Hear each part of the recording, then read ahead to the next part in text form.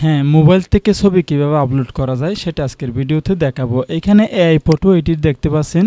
তো আমরা যখন এই টুলে কাজ করি তখন ডাইন সাইডে দেখতে পাচ্ছি মোবাইল থেকে ছবি আপলোড করুন।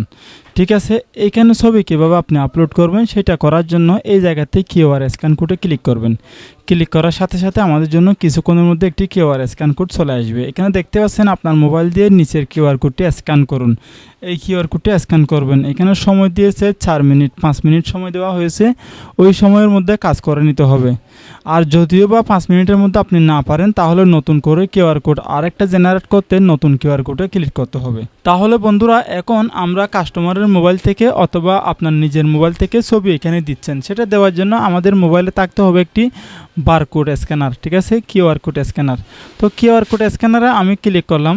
ক্লিক করার পরে আমি কম্পিউটারের যে স্ক্যানার রয়েছে সেটা স্ক্যান করলাম। স্ক্যান করার পরে এই যে এখানে দেখতে পাচ্ছেন আমার মোবাইলে একটি লিঙ্ক উপরে, সেই লিঙ্কের উপর এভাবে করে আমি ক্লিক করলাম। তো ক্লিক করার সাথে সাথে আমাকে কিন্তু সহজ কাজ ওয়েবসাইটের লিঙ্কে সরাসরি প্রবেশ করাইছে। দেখতে পাচ্ছেন এখানে আপনি ছবি তুলতে পারবেন বা গ্যালারি থেকে ছবি আনতে পারবেন। ধরুন আমি ক্যামেরা দিয়ে একটি ছবি তুললাম। ঠিক আছে, তো এই যে আমার ছবি। আচ্ছা, সামনের ক্যামেরা পিছনের ক্যামেরা ব্যবহার করা যায়, কোনো সমস্যা নেই। তো আমি ছবিটাকে ক্রপ করে নিলাম। এখান থেকে যতটুকু ইচ্ছা আপনি ক্রপ করে নিতে পারবেন, ডানে বামে ঘুরাতে পারবেন। ঠিক আছে, আমি ক্রপ করে নিলাম। ক্রপ করার পরে এখন এখানে লেখা আছে কি কম্পিউটারে পাঠান। ঠিক আছে, তো কম্পিউটারে পাঠান বাটনে ক্লিক করে দিলাম। ক্লিক করার সাথে সাথে কিন্তু আমার ছবিটা পৌঁছে গেছে আমার কম্পিউটারে। তো আপনারা একটু খেয়াল করে দেখুন কম্পিউটার স্ক্রিন।